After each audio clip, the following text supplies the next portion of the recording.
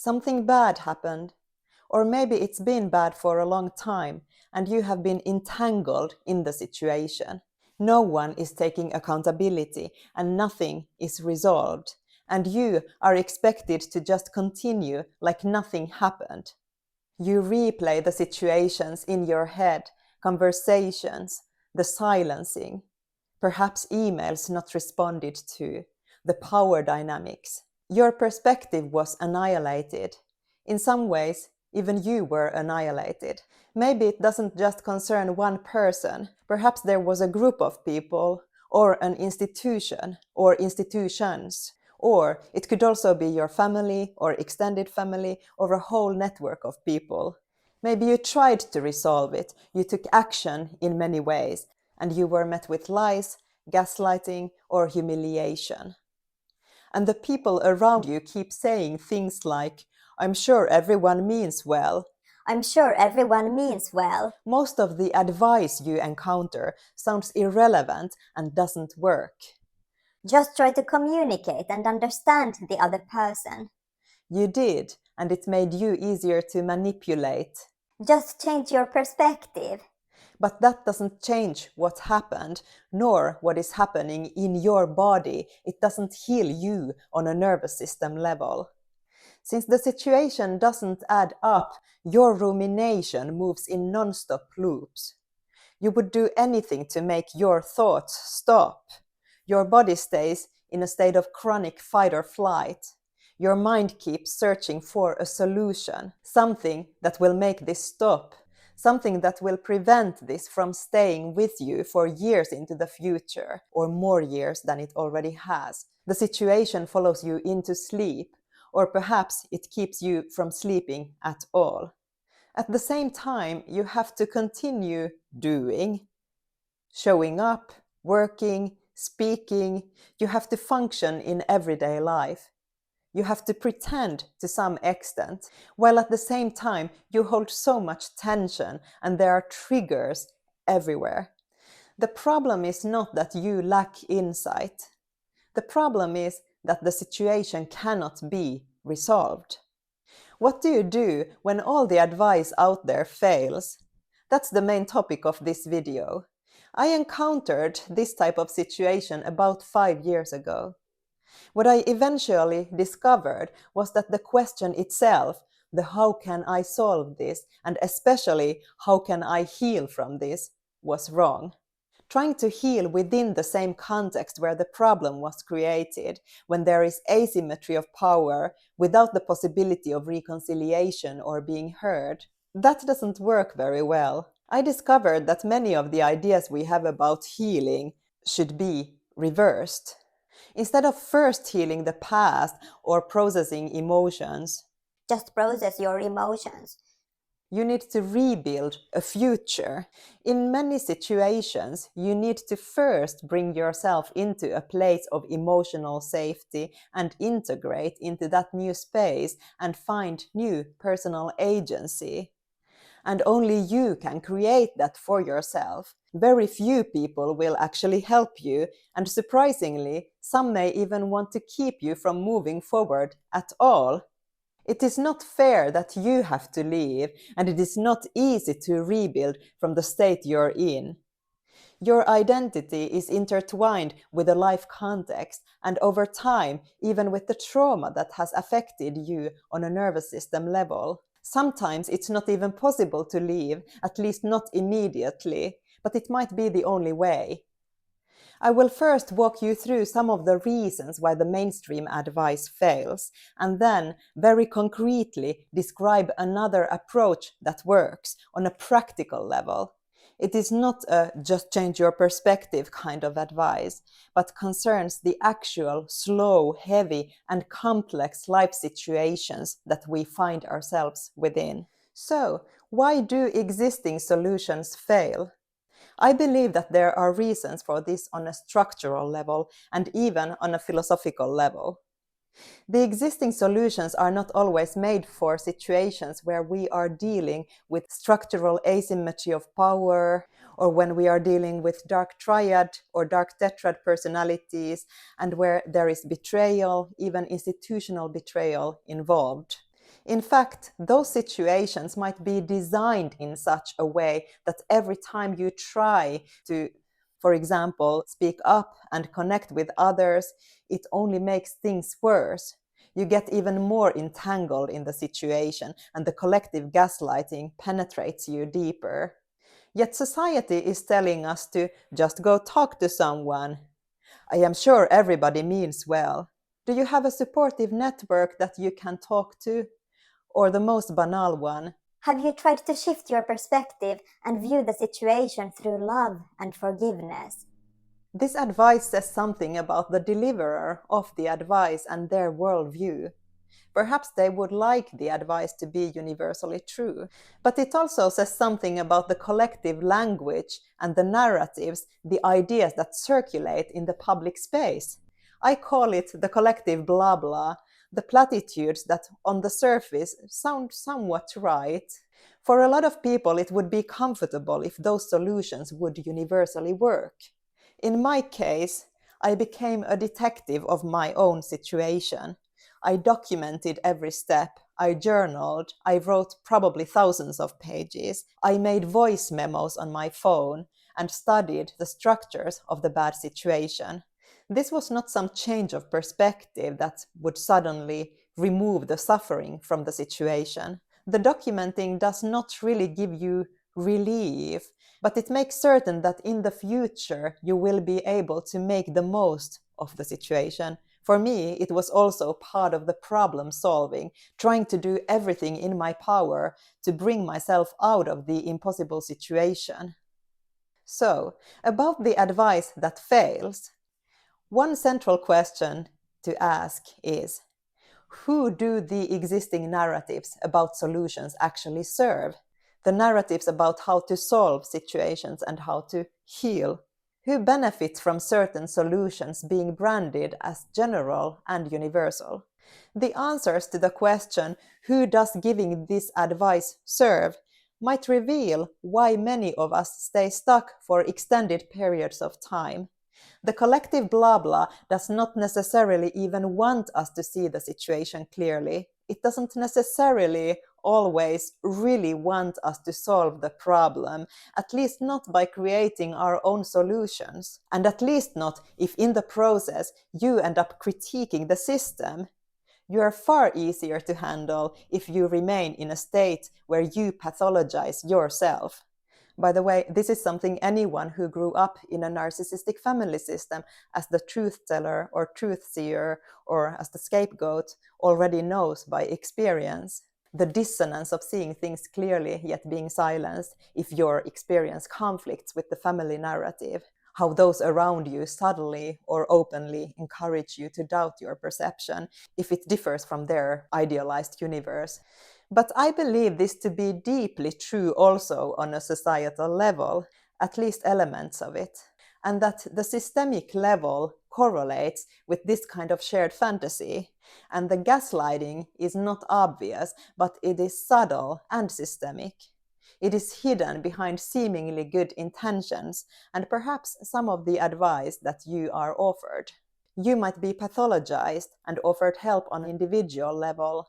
They use words such as healing or mental health. In this sense, when you are solving your impossible situation, you are not only breaking with an immediate empirical situation that you find yourself within, but you are actually breaking with, or at least negotiating with, cultural narratives about how a situation should be solved.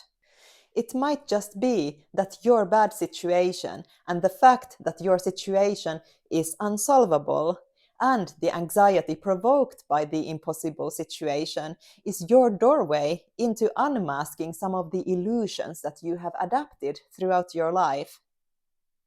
Similar perspectives have been presented by some existential philosophers, for example, Søren Kierkegaard, who sees anxiety as a productive state. It is not a flaw to be eliminated, but a psychological state that acts as a bridge between the temporal, everyday world and the eternal reality. He uses religious vocabulary, words such as eternal reality, but I think we can read these words in a metaphoric way, and that actually comes closer to their original meaning. Other philosophers, such as Martin Heidegger, especially in his early philosophy in Sein und Zeit, writes about the calling back to self. We first find ourselves intertwined in the world in a fundamental way, in der Weltsein, as a mode of being. So it is not the situation that first we find ourselves as singular beings who then establish a relationship with the world, but we are always already part of the world and the meaning making of this world. And the calling back to self can only happen on an individual level. Zum Totensein, being towards death, also a basic mode of being, the possibility of death, is what singulates us as the most private possibility. Nobody follows you into death. And that also marks an existential limit, a fundamental breaking with the Mitsein, or with the collective blah blah, as I call it.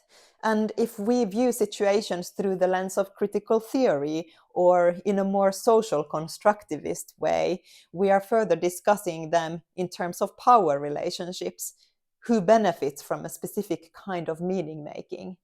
These are just examples.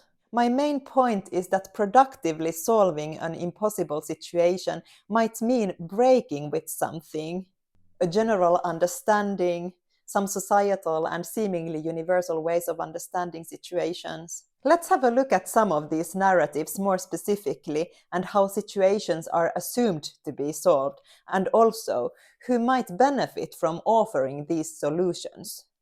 First, communication and understanding. Did you try to talk to them? You likely did and were met with distortion of truth, blame shifting, or even the silent treatment.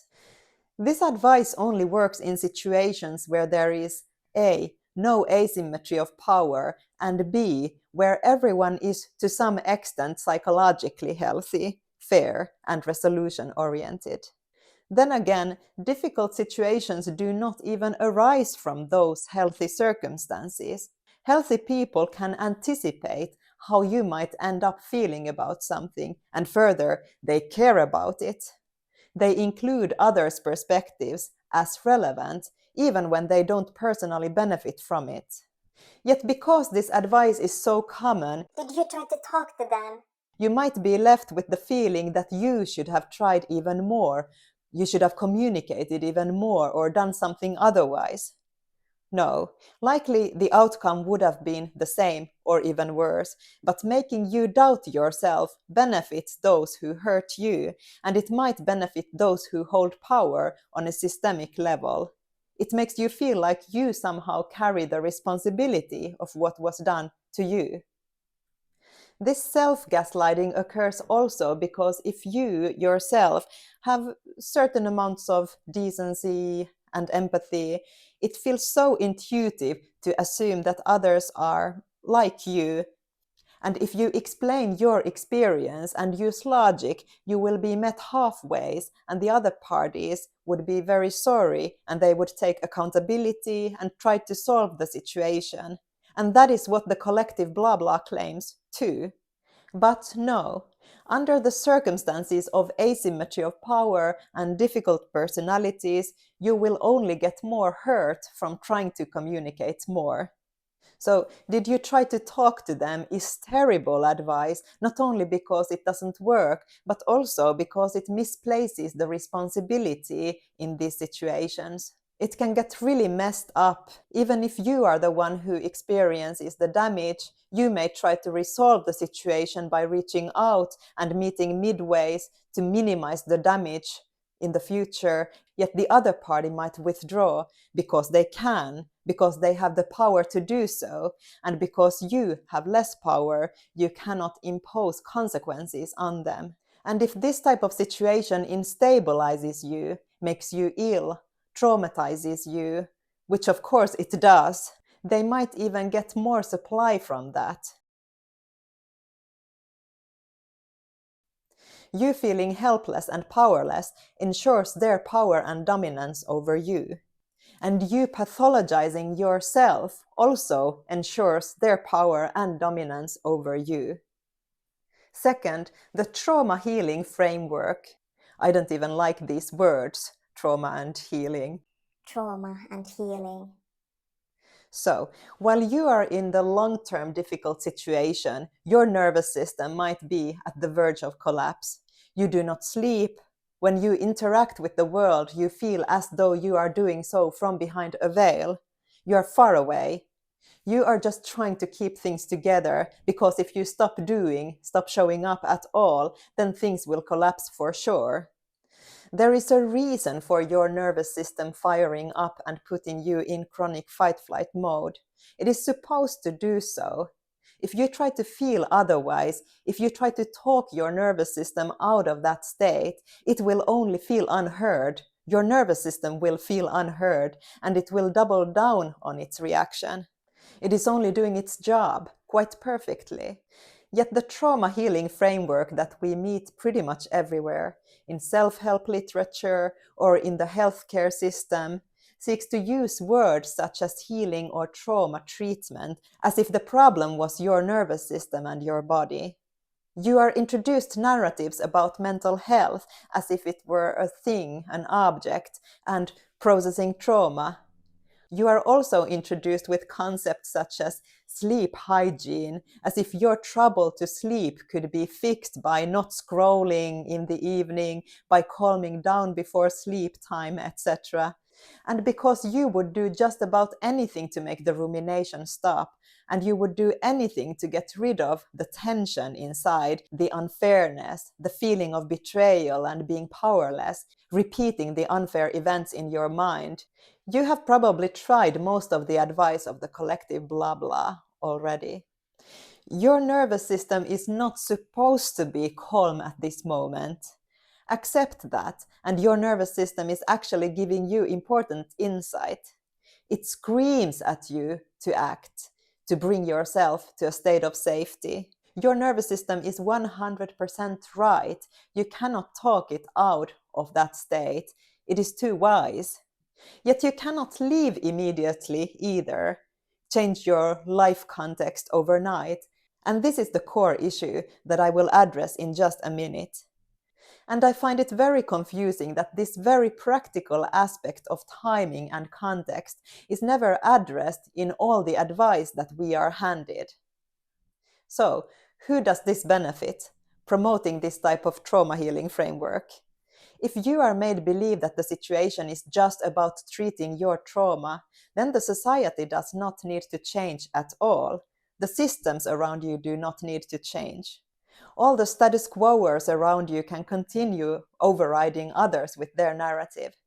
And I am not making any claims about the institutions of psychotherapy, but it is a fact that they do benefit from you staying in the traumatizing context and treating the issue as your problem to solve. It also benefits the high conflict individuals or narcissistic toxic individuals in conflict situations who need to be in control of the narrative. They need everyone to believe that they are doing nothing wrong. If you pathologize yourself, you play along with the narrative.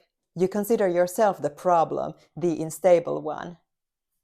It also benefits the general narrative that there is always a solution, the well-organized Western belief that puts people into peace. Using such words as healing and stages of grief, you have to nod your head slightly when you say this, stages of grief. It puts things into a well-organized system and internalizes the process rather than respecting you as someone with personal agency. All those who would not like to go anywhere near Kierkegaardian anxiety and promote it as productive, they really like this kind of healing terminology. Many of us like to believe that there is always a solution. There is always a solution. And that the solution is found within you. The solution is found within you. Which brings us to the third narrative, changing your perspective. This narrative says, perhaps you can just change your perspective and frame the situation differently. In a difficult situation, all of us want to change the perspective and not carry the tension. We do not want to carry what feels like a chronic inflammation running through the nervous system, attached to thoughts running around in our chest, throat, head, uncontrollably. In fact, we would do anything for relief. We might consume self-help literature and videos on YouTube. and Facebook Reels. We try to find sources that resonate with our situation. It would be so nice if simply reframing what happened would work and we would feel okay, which is why we keep scrolling. Reframing something sometimes does work, but it usually only works for about 10 minutes, or maybe an hour, or sometimes even a whole day. Some examples of these changes of perspective: looking at your own growth potential in the situation, your possibility to evolve. This is true, but rather as a result and an outcome. You cannot use this as a tool to heal and to feel differently in a bad situation. Or feeling the pain yet choosing not to suffer from it, leaning into the pain and feeling curious about it.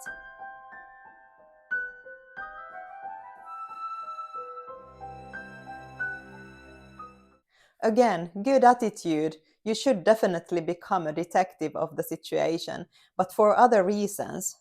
While you are still in the situation, this gives no alleviation whatsoever. It is not supposed to remove the suffering. You're supposed to suffer so that you can get the hell away from that situation. You're supposed to suffer. And trying to reframe the situation can become an attempt to avoid the fact that you actually have to take action. These changes in perspective do not really change anything in your body in a durable way. Your neural pathways, your specific ways of being intertwined with the situation and with the very life context where the problem was created, that complex web of conditions produced both the impossible situation and your trauma within that situation. So again, your fight-flight mode and discomfort is not a disturbance that you should just get rid of by reframing it. Who does this just change your perspective narrative benefit? For example, those who sell self-help literature.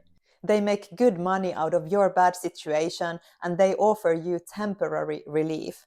But the advice is often not very practical, but reduces reality into one perspective or one method. That perspective might present your trauma in a new light, but it is not possible to continuously carry that one perspective. We do not function in that way. We are dynamic, and our thoughts are dynamic, in movement all the time, thinking, feeling, receiving, and interpreting continuously. We cannot freeze reality into one frame that gives us relief. The pain and unresolved things will keep returning regardless of how you momentarily reframe them. The just change your perspective narrative also benefits spiritual narcissists, those who get their supply from coming across as enlightened. You being in a hopeless situation and sharing about it, and them talking about love and light or forgiveness, puts them momentarily in a better position above you, and they believe that it makes them admirable. I find that not only unhelpful, but as extremely unempathetic and in some ways damaging. They are not necessarily concerned with you or your situation, but their own superiority in the moment.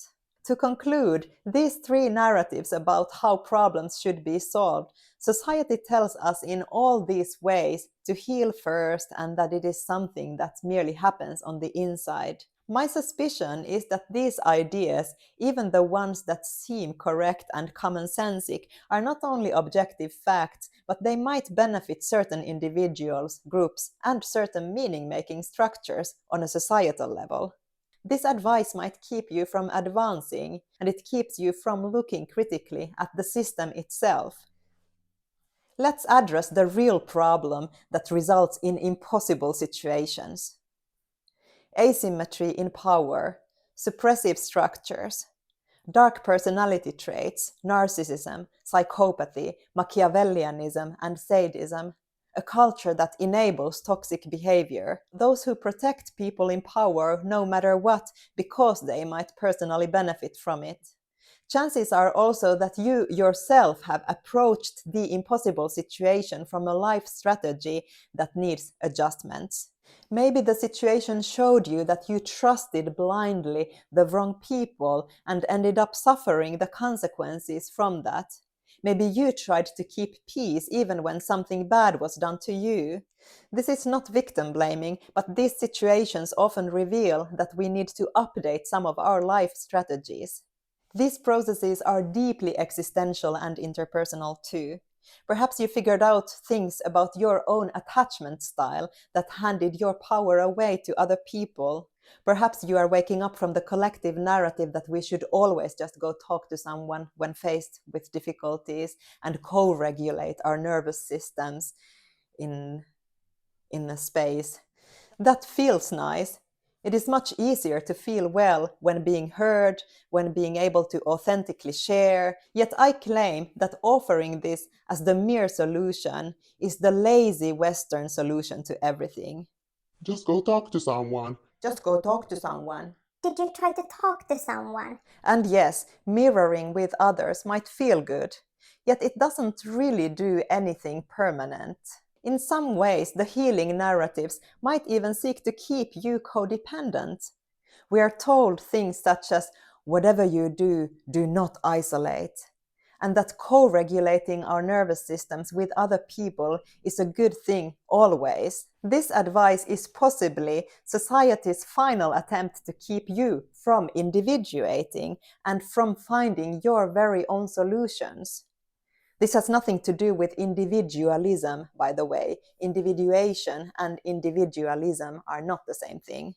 When you learn to self-regulate and you become critical to language itself, it makes you more difficult to manipulate. Now, the shift in question. Let us return to the rumination loops and the stuckness inside the unsolvable situation. Instead of asking yourself how the particular situation needs to be solved or how you could heal, you need to ask another question. How far do I have to get from this situation to feel okay again? In what life circumstances would it be possible to rebuild without the trauma and the obstacles being constantly present? Chances are that within the circumstances where the difficulty was created, you have shrunk. Your agency has heavily decreased. Just to get through everyday things, you are watching out for certain triggers. Maybe you are avoiding certain people who you don't want to see, and because of that, you participate less socially and you isolate more. It is also typical of these situations that you experience a chain of betrayal. Those who were never really on your side reveal themselves, and your social circle shrinks too. So, in your current circumstances, you are merely surviving. Your question needs to be, how can I create a space for myself where I can rebuild my agency and not be encountered with the unresolved issue all the time? In what life situation would the rumination fade? When and where can I feel okay? These questions seem simple, yet it is incredibly complicated to arrive at these questions, and it can take years before you do. Some never will. We are so indoctrinated to believe that a problem needs to be solved within the situation where it came to exist, and that symmetry needs to be established with the people who hurt you, those who created the problem, and that is the only way. And when you add the collective narratives about healing to this, you may not even come up with the idea that you can just leave. Society has 1,000 ways of pathologizing you, but teaches you nothing about personal agency. Let's talk about the question, how far do you have to get from the situation to be able to build new agency? The going away is not the point here, but creating a space for yourself where you can actually build agency. Yet this means something different in every situation. It can mean geographical distance. It can mean distance from your current social networks. It can mean a change of careers or a change in your life goals, or going no contact with some family members. The point is that you go from the victim mode. How could they do this to me? Or how can I establish symmetry in this situation? You instead go into a mode where you are putting a life vest first on yourself, rebuilding your agency, regardless of whether it is fair or unfair, regardless of whether they escaped accountability, regardless of the lack of symmetry, regardless of whether you were ever heard or understood by anybody within that context. You are navigating into a context where you can meet new people and form new life goals and create new meaning without having triggers everywhere, where you can be curious about the world again, as opposed to being self-protective. And the processing and healing will happen along the way and so much more efficiently when you have built a new life context around you. There is nothing wrong with you or your processing mechanisms. You are having an accurate reaction to a bad situation or to the current life circumstances. The question, how far should I go, often feels counterintuitive because of how we are taught to look at problems. It requires you to rise above your own situation and think about your thinking. In what context would your mind produce other kinds of thoughts? In what context would you feel other types of emotions? And that is agency. Asking that question is agency. A huge difficulty is how humbling this is. It feels like losing in every possible way. In addition to what you experienced and what was possibly done to you, and the fact that it was not possible to establish symmetry in that situation, and after you trying for a long time to live with that tension, perhaps for years, now you are the one who has to leave. Let's sit with that. This can feel physically like nausea in your body. It can almost feel like you're approaching some dark limit, and you will have to spend time with that feeling of annihilation and with that question. Under what life circumstances would I be able to rebuild my own agency? You likely cannot completely imagine those life circumstances. And the following is important. When you take this step and start to think practically and make practical choices, you should not share them with anybody. Not many will likely support you changing your life direction. It won't benefit anyone around you. Chances are that some may even try to subtly sabotage the moves you make, and it is difficult enough without that kind of intervening. This could look like inducing doubt in you, or even throwing new opportunities in your direction that are tied to your current life situation or career. So, nobody benefits from you rebuilding or leaving. People can be envious too, and you are much more tolerable when you are in survival mode. Some may feel guilty because they didn't support you enough or take your situation seriously enough, and when you are leaving, this becomes clear to them. And because they don't want to be faced with their guilt, they rather criticize you for leaving. You may not have the answer to the question, how far will you have to go, right away. Maybe you first move cities, then you realize that you have to navigate your career slightly differently, or establish more distance between you and the difficult situation or people. And maybe you realize that you have to leave altogether. And now I'm coming to the main point of this video: tolerating the tension before you have re-established. This is incredibly difficult, and it is for some reason almost never discussed. So, usually you cannot leave all of a sudden. It would be nice if you could, if there was a farm where you could just go and spend time there, recover and re-navigate, somewhere where you are taken care of. Everyone just loves you for no reason, and you can cuddle the farm animals. You don't have to worry about anything. But no, even if you carry enormous amounts of tension, anger, rage, exhaustion, you still have to participate in everyday life, work, and if you don't, things will just get even worse. Perhaps to re-navigate, you need to re-educate yourself. You cannot just move wherever, whenever, and you cannot just change careers overnight. Also, there are situations where you really cannot leave. For example, you are co-parenting with a narcissist for 5 more years until your youngest child is 18. And this is what I have tried to document during my own journey. Things that help you stay on the track of the decision that you have made, and things that help you tolerate the tension, and it can take a long time to rebuild too. Number 1. This is my magic book.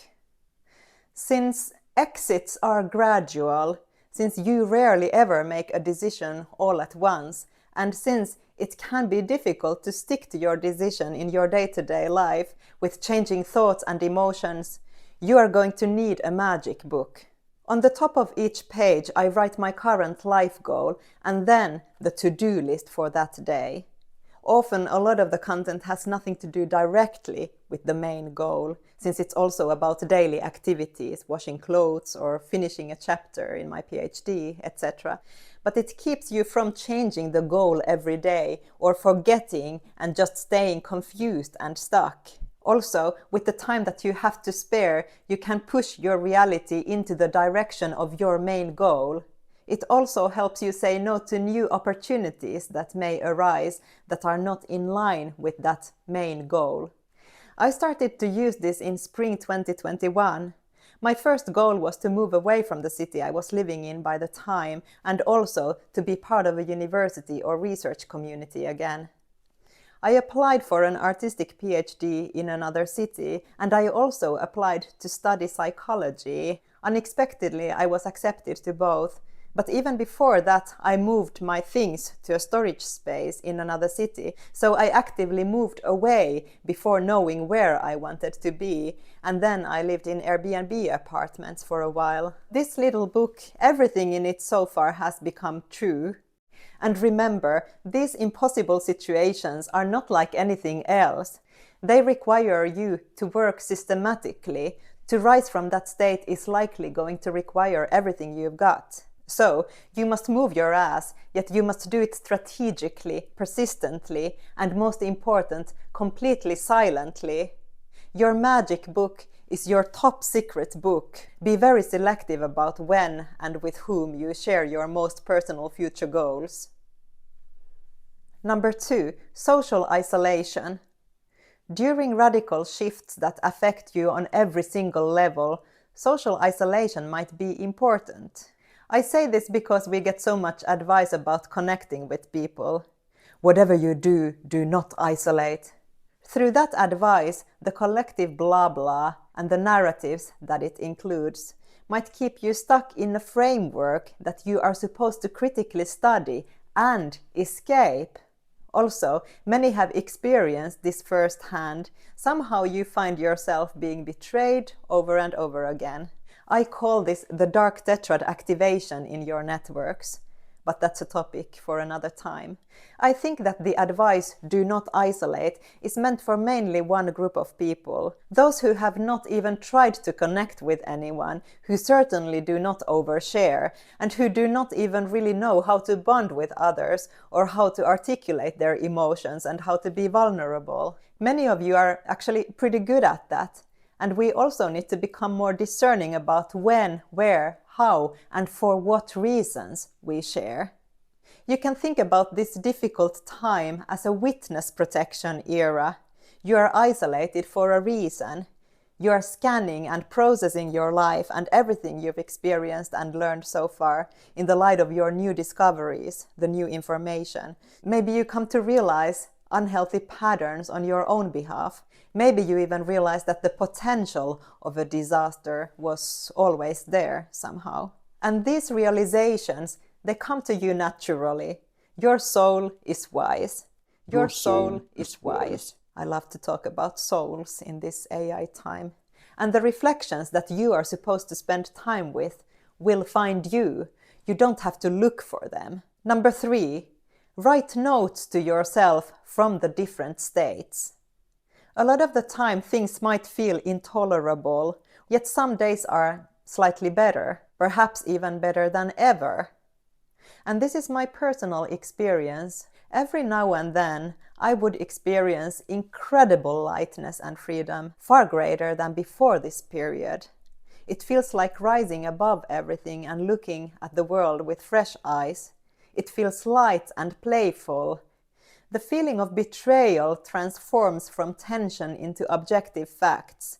The nagging feeling that you should establish symmetry and find a way to hold someone accountable is not there. You might see your past from a completely new perspective. This experience did not come gradually or increase over time, but even very shortly after the difficult events. Yet most of the time, this is not how I felt, but it was very rare.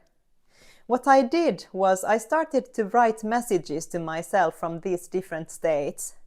I wrote questions from my hopeless state that I then tried to respond to from the good state. I tried to describe from the good state what the difficult situation looked like from there, and I tried to describe from the angry state why it felt so impossible to resolve the situation in any other way than by informing everyone about what had happened and hold the people accountable who had wronged me. Yet I knew that would only hurt me more, and that created the inner conflict. So, I have a folder on my computer with messages from these different states. It has helped me so much. It is a reminder that the other state exists somewhere. It is also very integrating. And both states are equally real. This is important. The collective blah blah that cannot tolerate anxiety or complexity keeps telling that the good state is more real and the bad state is you're just being paranoid or you're overthinking. But if you try to get your nervous system to believe that its state is untrue or that there is no danger, it won't work. Its state and the perspective on life that arises from that state, the hopelessness, is equally real, and you need to follow its inner logic, not consider it as less valid or try to talk yourself into feeling differently. 4. Document your misery. This adds to your agency and it helps you make the most of a bad situation. In addition to extensive journaling, I started to make voice memos when I attempted to reflect the situation. I analyzed things often on both a nervous system level and societal level, moving between these levels. I talked to my phone, sometimes 3 o'clock in the night when I couldn't sleep. I talked to the recorder as if it was a trusted friend. The reflections that you produce in a very bad situation might be some of the brightest ones. And even if it feels like you are not solving the problem because it cannot be solved, you are at your sharpest, making fruitful existential observations about it. Over time the answers come to you, and by then you have visited every possible angle. I also collected a lot of videos and screenshots of reflections that I found online and on social media, thoughts by others that gave me some new information about my situation. All of that is also part of my documentation. As a conclusion, agency is what heals your nervous system. Not necessarily therapy, certainly not change of perspective, and not any simple idea about healing. Through agency, you bring yourself into a new life context that gradually allows you to integrate your knowledge from your past context into a new one. Healing and reorganizing or rebuilding of your neural pathways come along the way, but it takes enormous effort to move first and heal then. In a way, agency is what reorganizes your nervous system. Not by calming it down, not by reframing what happened, but by changing the structure of your life, by bringing you into a life context where you produce other types of thoughts and emotions, where your whole system gets the possibility to rebuild. And you have to move slowly and steadily towards another future while still being traumatized by the past. You have to move silently and secretly, like a psychopath, and insistently, as if your life depends on it. Thank you for watching.